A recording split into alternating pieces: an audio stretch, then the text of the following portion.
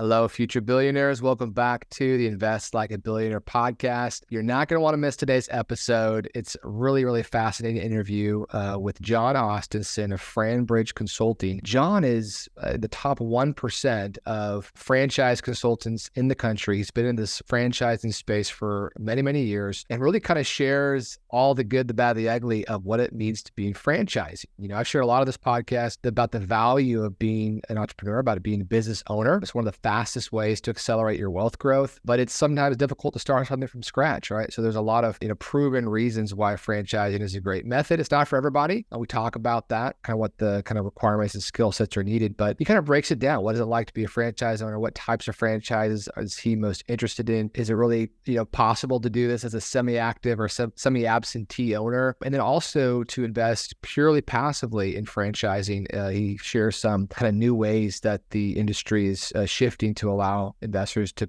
invest purely passively. So if you're interested in business ownership, franchise, you definitely want to check this out and really hear from the knowledge of Jon that he has to share. So hope you enjoy this episode. And again, if you are enjoying this podcast, we always appreciate the support and leaving a review and sharing with a friend or two. I really appreciate you guys listening. Thanks so much. This is the Invest Like a Billionaire podcast, where we uncover the alternative investments and strategies that billionaires use to grow wealth. The tools and tactics you'll learn from this podcast will make you a better investor and help you build legacy wealth.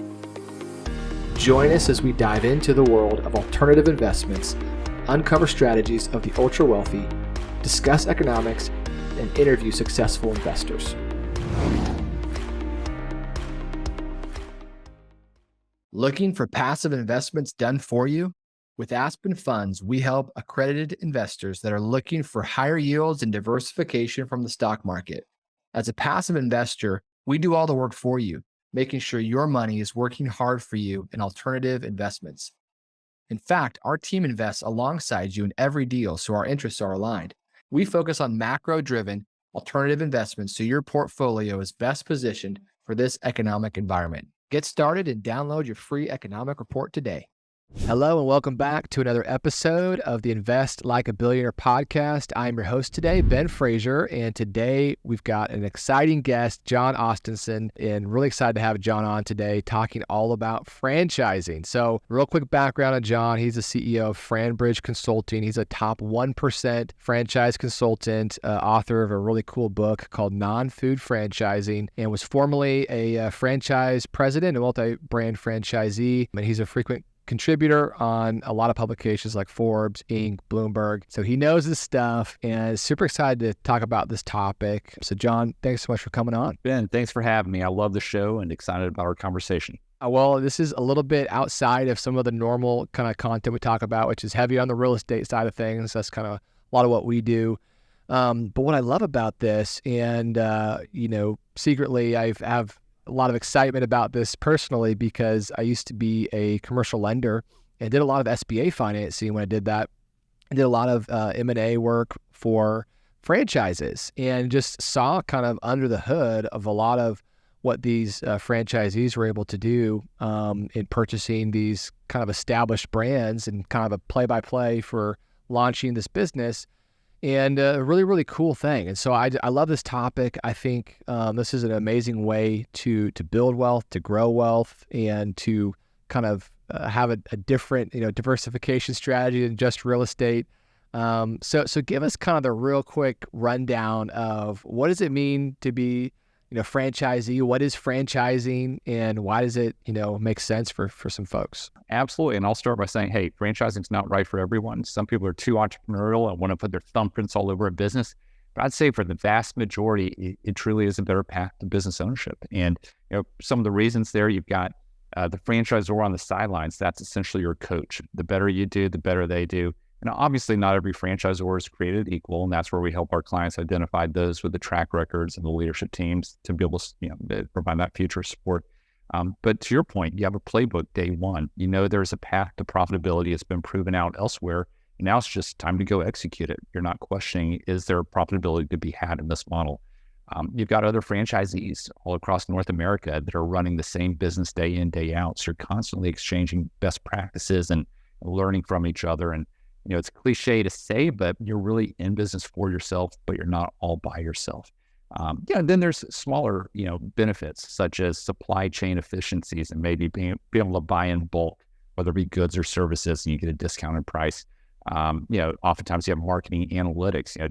They've proven out in other markets, what marketing is optimized, and you can transcend that into your market rather than having to start from scratch. So, a lot of things are put into place, and we've had a lot of clients, whether it be actively or oftentimes semi-passively, step into ownership and build up portfolios and really see franchising as an asset class within their portfolio.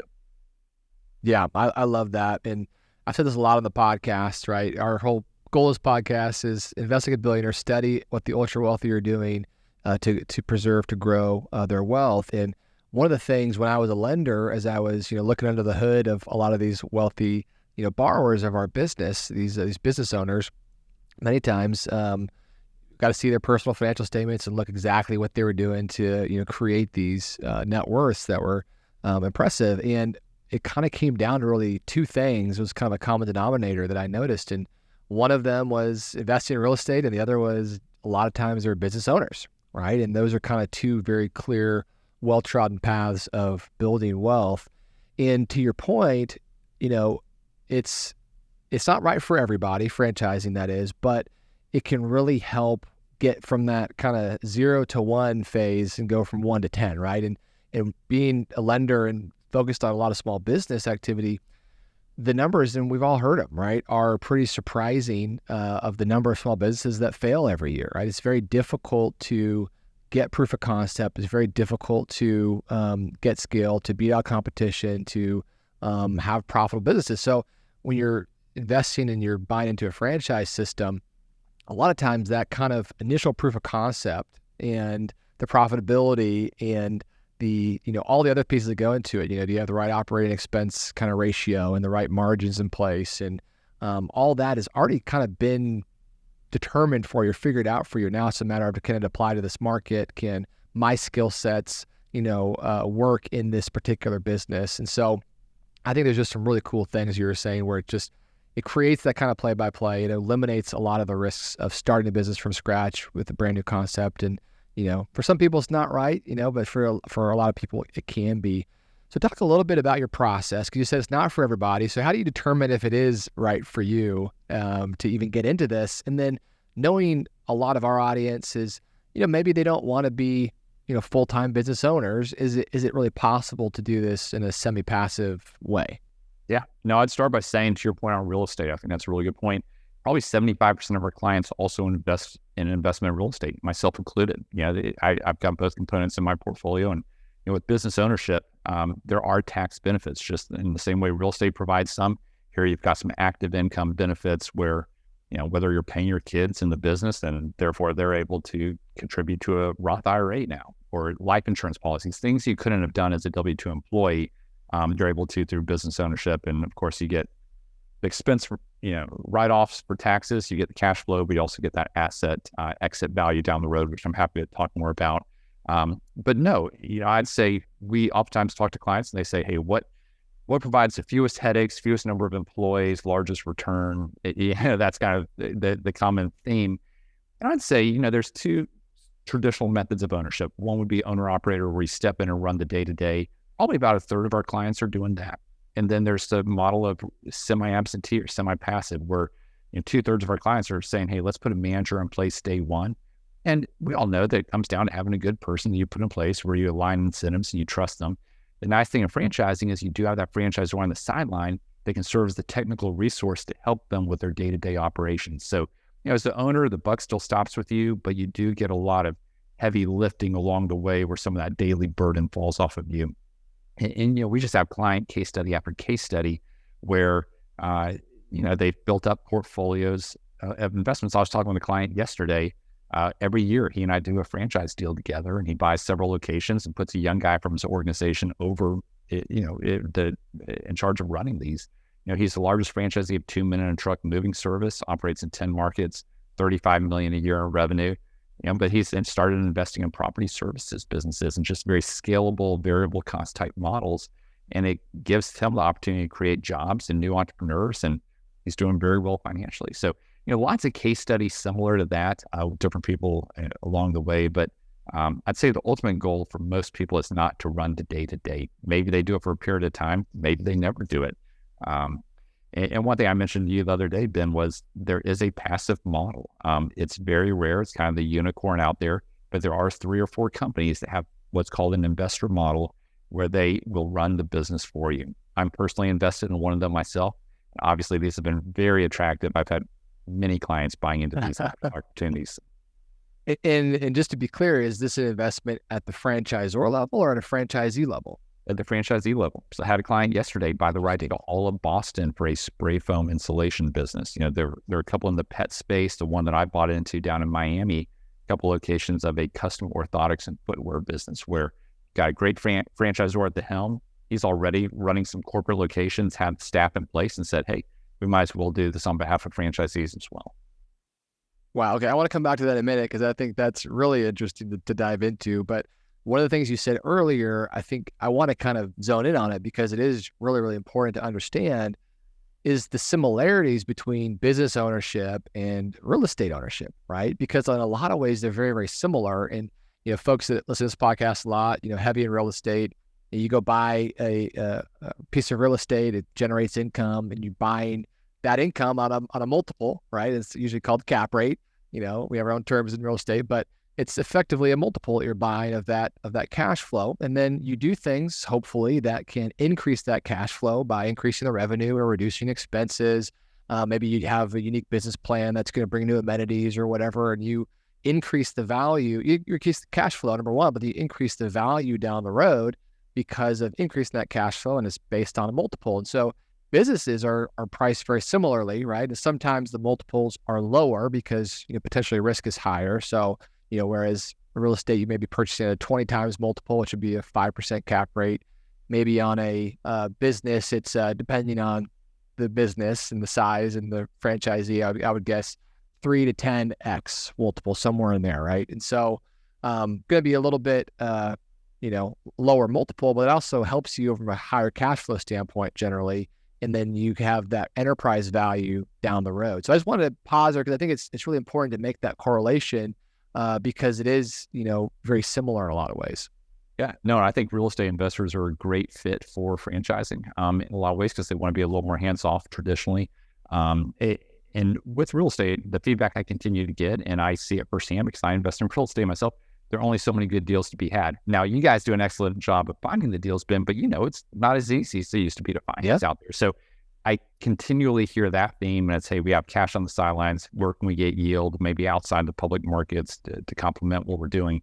So that's one piece of it. But also there's so many franchise businesses that really interest real estate investors.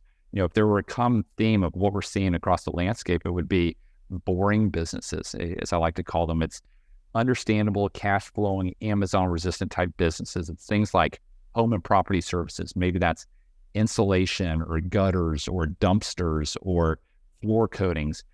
In some markets, it may still be oil changes or, kind of niches in the health and wellness space or businesses that will do well regardless of the economy. People are always going to spend on their pets, on their kids, on their aging parents, on their health, on their homes. So businesses and niches that support these areas, I like the term as kind of non-sexy. And I do think non-sexy is the new sexy when it comes to business ownership.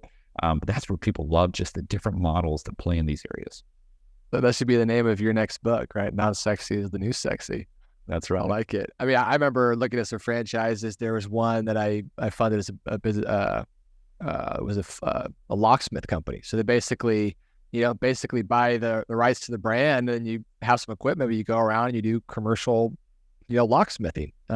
There's one that does pool services, right? It's just a service-based company, and you go in markets that have a lot of pools, and everyone that has a pool needs to get a service, and just things like that. Like, you don't really think about it as like, oh, that could be a profitable business, but these kind of needs that, are a lot of times not connected to the economy, right? People have to spend on these anyway, to your point of the home and, pets even, and other things that just people are going to continue to spend on, can have a lot of recession resistance even. But, I want to get into the passive, semi-passive in a little bit, but talk a little bit about more of your kind of thesis for these boring businesses, right? As opposed to like the food franchising. I think a lot of people think franchise and they think McDonald's or they think, Jimmy John's or these kind of other big brands that are all food-based, retail-focused. And while those are franchises, right, a lot of times you can buy into those, there are a lot of times a lot of other factors that maybe make them less attractive than some of these more boring, maybe service-based businesses. So it's just give us a little bit of compare and contrast between some of those. Yeah, I'd start by saying we definitely need the food guys. I appreciate them. I'm a consumer myself, and admire what they do. It's a lot of work. For about 95% of our clients, they come to us and say, "Hey, we're interested in areas outside of food." And some of the reasons behind that would be maybe less capex out of the gate. There's less of a retail build out, less equipment. You don't have the inventory that can go bad in a lot of cases, so you have less spoilage, therefore higher margins. Maybe you have a smaller team that's, with fewer operating hours, fewer hourly employees. Now, if you certainly get in with the Jimmy John's and you grow that and have a sizable portfolio, it can be a really attractive investment. However, there are so many foods, whether it be, you think about froyo, frozen yogurt, that are hit or miss and they're trendy. And we don't like trendy. We don't like sexy. We like things that are going to be around to stand the test of time. 92% of franchises are still in business after 5 years. You compare that to your traditional startup, it's pretty eye-opening. Now, not everyone's thriving, but those that are in industries that are needs-based, less discretionary, are thriving in large part. That 92% is as a whole franchises or the non-food franchises specifically? That would be what the IFA, International Franchise Association, shows in total for all franchises. Okay, interesting. So even the ones that maybe are more fatty, those are probably the outliers that are skewing those over anyway. But I remember the whole froyo fad, right? There was one popping up in every corner, and now I think there's like one that I know of these days. It's you don't want to be careful of those types, but even still, as a whole, you're saying that the amount of franchises that are still operating 5 years later is over 90%. That's pretty impressive. No, for sure. And I would imagine too, like a service-based business is going to have a lot less, startup costs than, a big brand, heavy retail type deal. Talk about kind of what are the upfront capital costs? What can you expect? It probably ranges a lot, but how much money do you need to start a franchise? I know, like for McDonald's, I think you got to at least you plan to invest $1 million per store or something. I've heard. I don't know if that's the right number, but I know it's up there. Yeah, certainly if we're doing laundromats or something along those lines, you're probably paying $1 million. But I'd say most of what our clients are getting involved in today, from senior care to youth sports to some of these home and property services businesses, when you look at the all-in investment, franchise fee, startup cost, and working capital all grouped together, what we call the item 7 within their FDD, you're usually in the ballpark of somewhere between 150 and 400. And in some cases, that may even mean 2 or 3 territories or locations. So including working capital, you're kind of in that ballpark. Some people are using cash. We do have some that love the idea of leverage, and SBA lending is very, very common, as you alluded to. Some are using an old retirement plan through what's called a ROBS program, where they can roll that over to purchase business. Some are using a HELOC, or they will use a portfolio loan. So a lot of ways to fund that business. Yeah, talk about the ROBS program. That was a really cool thing that was created. I think it's rollover for business startup or something, right? So people don't realize you can, if you have retirement funds in a 401k or an IRA, the government allows you within certain parameters to roll some of that into these businesses. It actually was financed a lot of deals through the SBA that allowed the down payment to be through the IRA. So actual cash that they had to come up with by the business, they didn't need much, right? It was actually could use their retirement that they saved up. So talk about that program a little bit, because that's pretty cool. Yeah, big stipulation is that it does have to be a previous employer, but then you're able to self-direct, and you usually use a third-party facilitator. And there are a lot of these companies that we partner with to help our clients, but use a third party, and there are a few hurdles you have to jump through to kind of on an ongoing maintenance standpoint to make sure that you don't fall susceptible to those tax consequences. And so they have set it up, but there are some stipulations around it, which we're happy to speak more. Yeah. So just again, what's kind of the range of investment that you're going to see, of cash out of pocket, and assume that you maybe use some leverage or, what would kind of be a normal range? Yeah, I'd say if you're all in for 250, you're probably putting in somewhere around 50, 60,000 in cash, call it 20, 25%, and then the rest you can finance. Okay. Yeah. So it's probably about the same amount of an investment into a real estate deal. I'm sure 50K is a lot of times the minimum investment. So for a similar amount, that's interesting.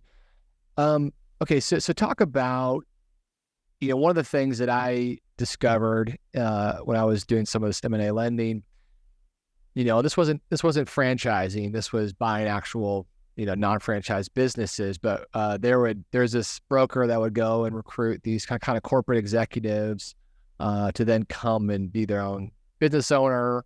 They would, leave kind of corporate America and go run. Like I remember one was this like rock quarry. I mean, it was kind of this random business, and they like, I can run a rock quarry. Well, turns out they couldn't run a rock quarry, and it was afterwards the last thing they wanted to do, and had no idea how to sell this, had no idea how to really be an entrepreneur or hybrid entrepreneur, and really struggled. And so I think there is an element of to play both sides of it. What are kind of the key skill sets? What are the things that you want to make sure and do a self-assessment of to understand, do I have what it takes, and do I have the desire to do this? And then maybe it also plays out in how you invest, whether that's, owner operator, semi-passive, or kind of the full passive, which I'd love to get into more. Yeah, absolutely. No, I think understanding yourself, understanding kind of the why behind why you're doing, do you bring a partner in? Do you have a key employee that you could hire, to kind of help you run it?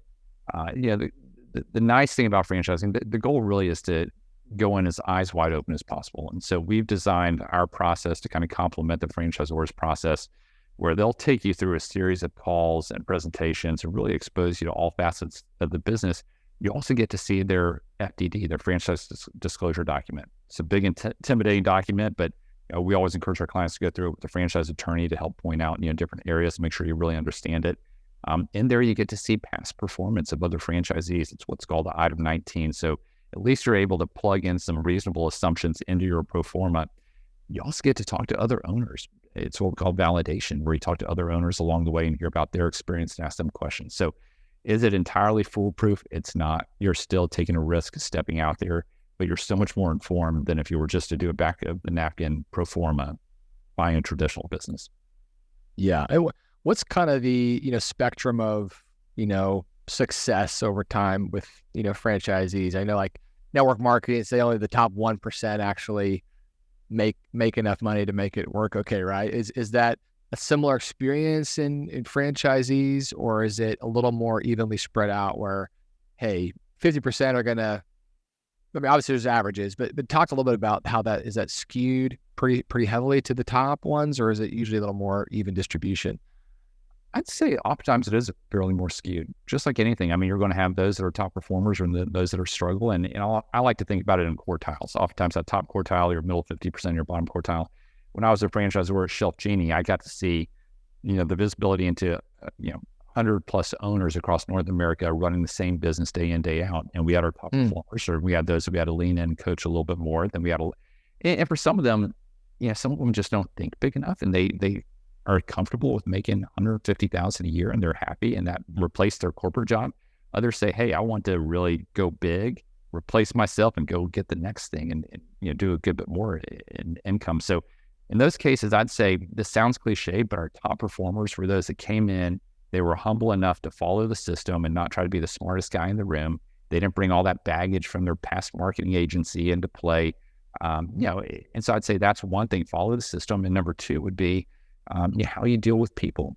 Be someone that people want to work for. Be someone that they want to continue working for. Attract talent, retain talent, make tough calls when needed.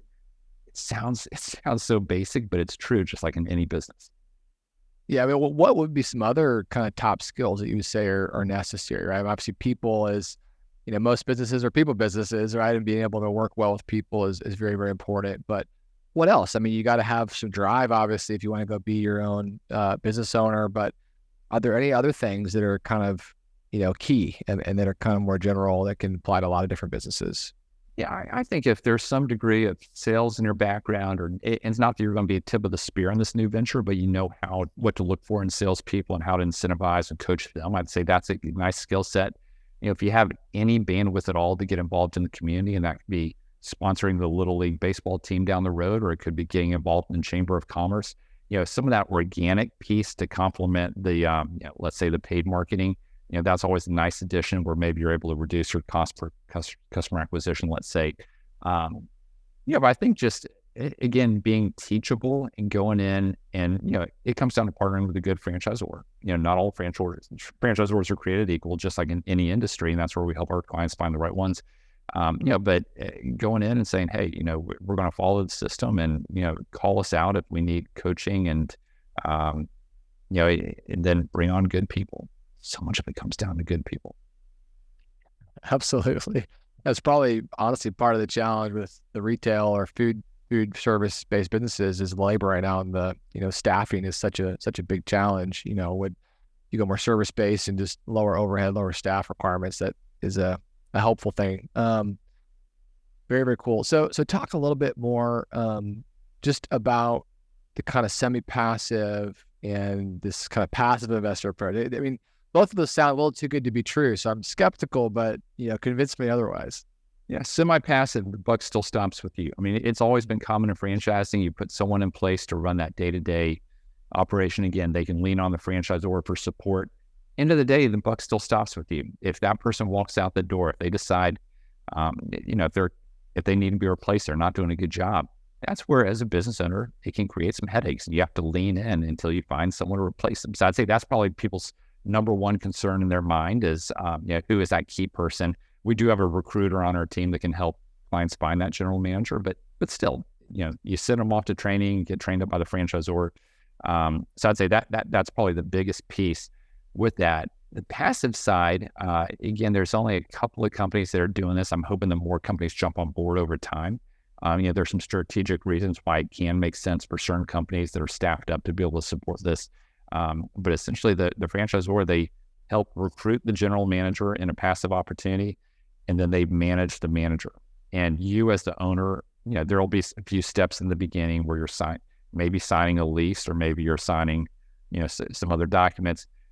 But then you're getting on a call once or twice a month, checking in with the team, making decisions, letting the team report back on performance to you. So I personally just signed a lease, in Delray down in South Florida this past week for my first location within one of these models. So I'm excited about that. It's retail, but it's retail light, I would call it. Okay. So in this structure, the franchisor is the one managing the manager of the franchisee. Correct. So that's really, that actually to me feels like it creates a good alignment of interest, right? Because the franchisees are paying the franchise fees to the franchisor, which is how they make their money. But now the franchisor is taking the risk that the franchisees that they're managing are going to be able to be successful to pay them, right? So, I mean, am I thinking about that right? Or it seems like there's a good alignment of interest in that model. You absolutely are. In theory, franchising is aligned that way, that the better the franchisee does, the better the franchisor does. So the franchisor is incented to lean in and support and coach, and in this case, actually manage, personnel for them. Again, just like any industry, you're going to have great franchisors, with the track record, they've supported successful franchisees. Then you're going to have some that maybe don't have as much franchise experience, but they have a lot of industry experience. And Ben, the older I get, the more I say it is so important to invest in the leadership team behind a company. That's what I look at every time I invest. And I want to see franchisors that have a combination of industry experience and franchise experience, because that's your business partner. That's a huge value add of why you buy into a franchise. It's not just the playbook, it's not just the system, it's not the brand. It's that leadership team that's your business partner. Yeah, well, talk about that a little bit, because you've talked a lot about the franchisees and the skill sets required, but what makes a good franchisor and what separates, the top brands from the mediocre brands, and what are some kind of maybe yellow flags that would give you pause for concern of, hey, my buddy started this franchise and they're, wanted me to jump in with them. Should I do that? Right. I mean, that's, to talk about what separates the good from the great in that. Yeah, the easiest screen there is, how well capitalized are they? Obviously they've got to have a lot of money in the bank because when you start a franchise, there's a lot of expenses pre-revenue that you're generating on the franchisor side. One of the things I like to see also is that many franchisors that are emerging, newer brands that are in expansion mode, expanding across the U.S., which is very common these days. I like to see that they've partnered with a great franchise organization. That may be an organization that helps them more on the sales side of the business so that they can then spend their time supporting new franchisees and getting them up to speed. So that would be one piece which I can dig into more. But so much of it comes down to their experience and their track record. It's not just the promise of tomorrow, but it's what have you done in the past. And so, I'd say the industry experience usually is a natural check the box. They wouldn't be in their position if they didn't have that industry experience and have created a successful model. But if they don't have franchise experience in their background, I want to see that they've complemented that with franchise veterans that they've brought in, just because supporting franchisees is a different animal. And you've got to have franchisors to understand when they need to be tough and hold their ground, but also when to really lean in. I think franchising is a great path for a lot of companies from an expansion standpoint. On paper, you're able to typically expand pretty rapidly using other people's funding who have skin in the game, that know their local markets. And private equity absolutely loves franchising when you look at all their acquisitions. The flip side is you've got to go in and be staffed up and ready to support your owners, or else you're going to have a lot of headaches on your hand. You're going to wake up one day with kids all across the country with expectations of you that maybe you didn't properly set in the beginning. So, it's a unique dance. It's a unique dynamic that can really be done well. But I've also seen instances where it hasn't been done as well. So what's the incentive for a franchisor to do this fully passive model? Because, ultimately, all that they're benefiting from is the capital of the investors. So it's basically a more efficient way for them to allocate their own capital, or what's the incentive for them to do all the work and, have investors, make the returns? Yeah, no, you're essentially opening up a bunch of corporate locations, but you're using the franchisee funding to do it. So rather than having to take on debt, rather than having to take on private equity, if you had private equity come in, they would oftentimes be dictating, some of the moves that you make. So absolutely. you get them off your back. You really get to do what's right for the business. And when you think about that long-term game, all of a sudden you've got owners or you've got locations across North America that are running the playbook because your team's running them. It's not at the whim of the franchisee. And so you're able to streamline a lot more of the communication and the support and the efficiencies in the operations of running the business. And so, but I'd say I was talking with one of them yesterday, and he said it is so nice not having private equity involved, and yet we've been able to scale rapidly, which you wouldn't be able to do without that private equity backing.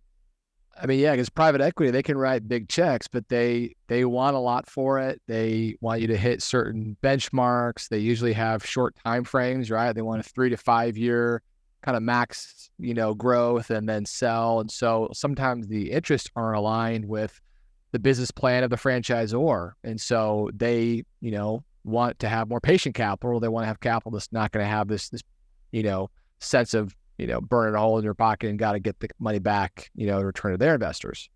Yeah, and I will say, in defense of private equity within the franchising realm, I think of Princeton Equity Group or some others that call me every couple of weeks and say, "Hey, John, what are you seeing out there?" A lot of them have cash on the sidelines. They've got $1 billion mandate. They need to go spend franchises. That's the case with a few of them. But they love that predictable revenue model the franchising provides. They like the scalability. They like all the dynamics around why it's an attractive model on the franchisee side as well. So private equity loves franchising, typically on the franchisor side. But you think about like an Orange Theory or a Pods. Sometimes they will roll up franchisees as well. But I'd say a lot of what I see right now is more patient capital on the PE side in franchising. It's more strategic, and they're building out these portfolios of brands. Then maybe they're bringing in centralized, sales call centers or marketing. They're able to do things more, not just from an expansion of one franchise system, but multiple franchise systems pulled together. There's some synergies around that. So that's very common these days. Okay, interesting. What can you give us any kind of like detail or even a case study, or like what could an investor expect in that kind of position as a passive investor in one of these deals? Is it you get a cash flow? Is it just a pure kind of total return and wait for the capital event down the road? What's kind of, obviously it's different for every deal, but just give me some context for what that looks like as an investor. Yeah, the one that I just bought into, I'd say this is a more conservative one from a financial standpoint. Then I'll give you one that's a little more aggressive from the number standpoint. All in investment, I'm probably 160, 170 per location. I'm doing a handful of locations. And with this one, franchisor is running the business for me. I mean, they've got some locations that do as much as 800,000 or 900,000 of revenue, but what I've modeled out is 600,000 of revenue per location, trickling down to around 15 to 20% EBITDA. So, call it, somewhere between 80,000 and 120. We'll call it 100,000. Well, it's not a bad, that's not a huge number, but it's not a bad return when you consider what I paid. And then, your cash on cash is going to be very, very high. Yeah, and the exit down the road. When I look at, there's a company that we did 9 placements with last year. It's in the gutter industry, $6 billion industry, highly, highly fragmented. Without a large national player, but this is a company that came in with a better, and this is one that most people run semi-passive, not passive, but all in investment, you're right around 200,000 with this one. Their franchisees and their item 19 are averaging 1.7 million in revenue. Now, not every franchise system is created like this, but it shows you what can be done. 1.7, they were at 1.2 the prior year, so you're seeing really good system-wide growth year over year. And they were doing that at like a 27% bottom line margin, EBITDA margin. So that translates to 500,000. Let's go conservative and assume it's less than that in our pro forma, even though that's their historical average. When you look at that 200,000 initial investment, it'd be pretty attractive. So again, not everyone's created like that, but there are some that are. Yeah, absolutely. Well, very, very cool, Jon. This is always fun to chat with you and hear about this space. What's the best way for folks to kind of reach out and learn more about what you're doing and about this whole world of franchise investing? Yeah, first off, it's entirely free to work with us, very much like an executive search or real estate type model. We get paid by the franchisors when placements happen, so no cost at all on that piece, nice and clean. But I'd say come out to our website, FranBridgeConsulting.com. That's F-R-A-N, like franchise, FranBridgeConsulting.com. You'll have a pop-up out there, multiple places where you can sign up for a free copy of our book. And when you do, I'll have my assistant reach out and also offer a link to my calendar in case you'd ever like to take a next step and have a conversation. Awesome. We'll put that in the show notes so folks can click on the link and learn more. And Jon, thanks so much for coming on. Really, really appreciate it. Enjoyed it, Ben. Thanks for having me.